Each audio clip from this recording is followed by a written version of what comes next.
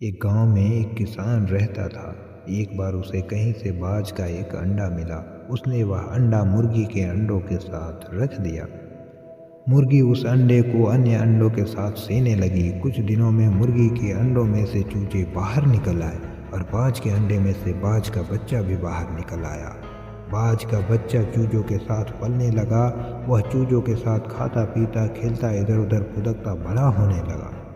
चूजों के साथ रहते हुए उसे कभी एहसास ही नहीं हुआ कि वह चूजा नहीं बल्कि बाज है। वह खुद को चूजा ही समझता था और हर काम उन्हीं की तरह करता था। जब उड़ने की बारी आई तो अन्य चूजों की देखा देखी वह भी थोड़ी ही ऊंचाई तक उड़ा और फिर जमीन पर आ गिरा। उसका भी ऊंचा उड़ने का मन करता था, लेकिन वह सबको थोड़ी ही ऊंचाई तक उड़ता देखता तो वह भी उतनी ही ऊंचाई तक उड़ता। ज़्यादा ऊंचा उड़ने की वह कोशिश ही नहीं करता था। एक दिन उसने ऊंचे आकाश में एक बाज को उड़ते हुए देखा। इतनी ऊंचाई पर उसने किसी पक्षी को पहली बार उड़ते हुए देखा था। उसे बड़ा अचरज हुआ। उसने चूजों से पूछा, वह कौन है जो इतनी ऊंचाई पर उड़ रहा है? चूजे बोले, वो पक्षियों का राजा बाज है। वह आकाश में सबसे ज़्यादा ऊंचाई पर उड़ता है। कोई दूसरा पक्षी उसकी बराबरी नहीं कर सकता। यदि मैं करना चाहूँ तो? बाज ने पूछा। तो चूजे बोले, कैसी बात करते हो? मत भूलो कि तुम एक चूजे हो।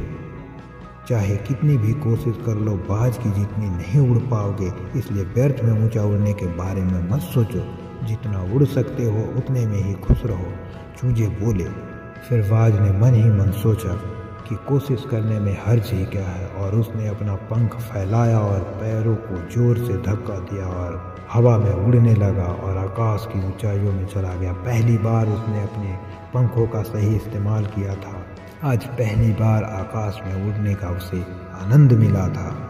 सोच और दृष्टिकोण का हमारे जीवन पर बहुत बड़ा प्रभाव पड़ता है। हम सभी क्षमता और संभावनाओं से परिपूर्ण हैं। चाहे हम कैसी भी परिस्थिति में क्यों ना हो, हमें आवश्यकता है अपनी क्षमता पहचानने की और अपनी सोच तथा दृष्टिकोण को व्यापक बनाने की।